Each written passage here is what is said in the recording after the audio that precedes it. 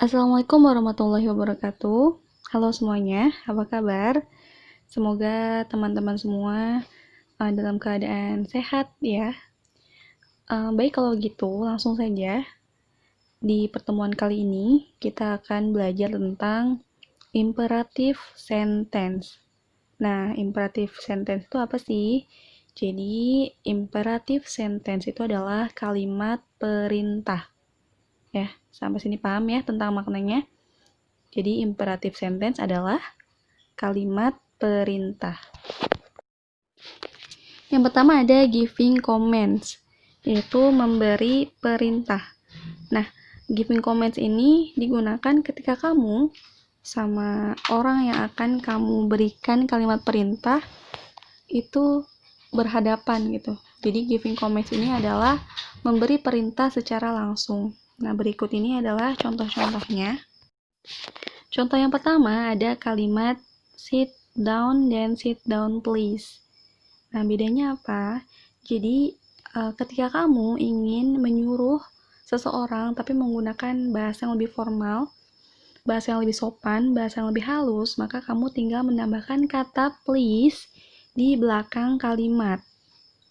Contoh lain misalnya ketika kamu ingin menyuruh seseorang untuk menutup pintu. Kamu bisa bilang, close the door please. Nah, itu untuk bahasa yang halus gitu, bahasa yang sopan. Tetapi, jika kamu ingin memberikan kalimat perintah kepada teman sebaya gitu ya, sama teman-teman main kamu atau teman sekelas kamu bisa menggunakan kalimat yang non-formal gitu. Nggak perlu kata please juga nggak apa-apa. Nah, ini ada contoh lain. Open the door, sama open the door please. Yang formal yang mana?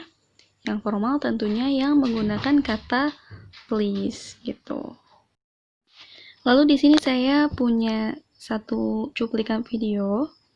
Baik, kita simak ya. It's cold and windy. Put on your coat, please.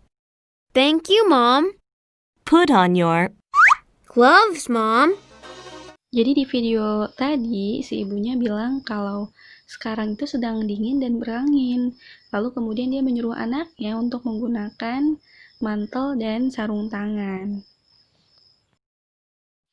Baik, selanjutnya ada indirect command. Indirect itu artinya tidak langsung. Jadi perintah tidak langsung.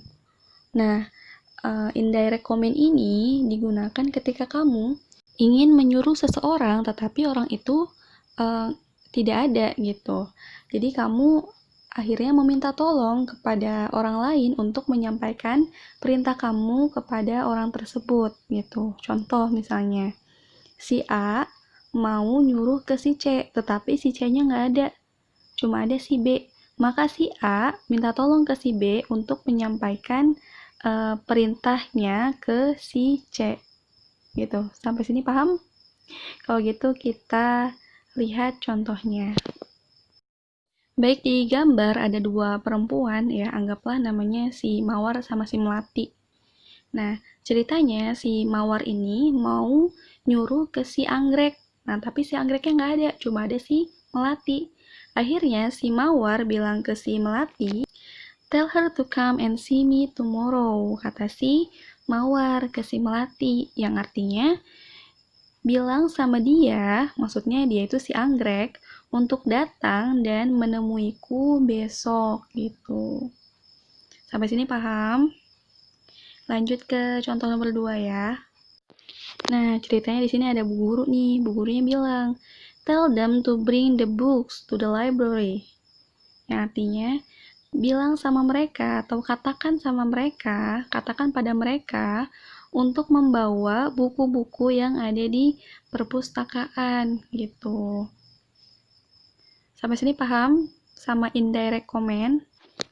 Contoh lain misalnya, ibu lagi nyari si Jamal, ketemu sama si Andi. Kemudian ibu bilang sama si Andi, Andi, lihat Jamal nggak? Kayaknya di kantin deh bu, kata si Andi. Kalau gitu bilang ya sama si Jamal, suruh temuin ibu di kantor. Nah, menurut kalian yang indirect command-nya yang mana?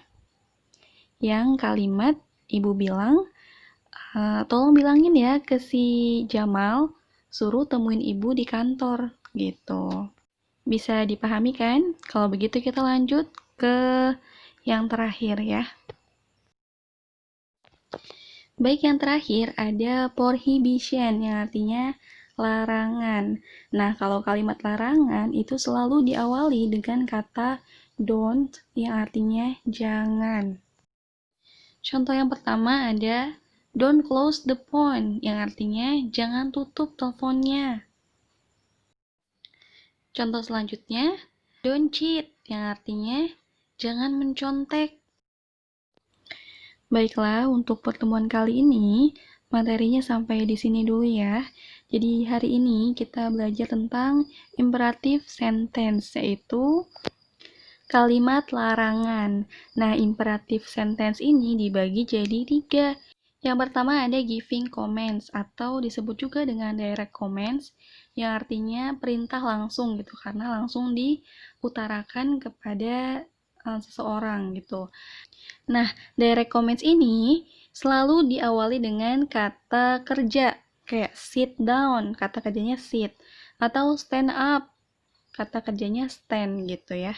Kemudian tadi juga ada contoh close the door, open the door gitu kan.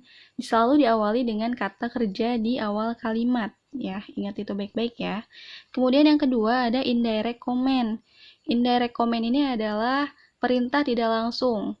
Tandanya selalu memakai kata tell di awal kalimat. Yang terakhir ada prohibition yang artinya larangan. Kalau larangan selalu diawali dengan kata don't yang artinya jangan. Baik, kalau begitu sampai sini saja. Semoga materi hari ini bisa dipahami dengan baik ya. Nah, untuk tugasnya silakan dibuka halaman 60. Di bagian bawah itu ada grammar practice. Dan silakan kalian kerjakan dari nomor 1 sampai dengan nomor 6. Di situ ada contohnya. Dipahami baik-baik contohnya. Ya, kalau begitu cukup sekian dari Ibu. Kurang lebihnya mohon maaf. Wassalamualaikum warahmatullahi wabarakatuh.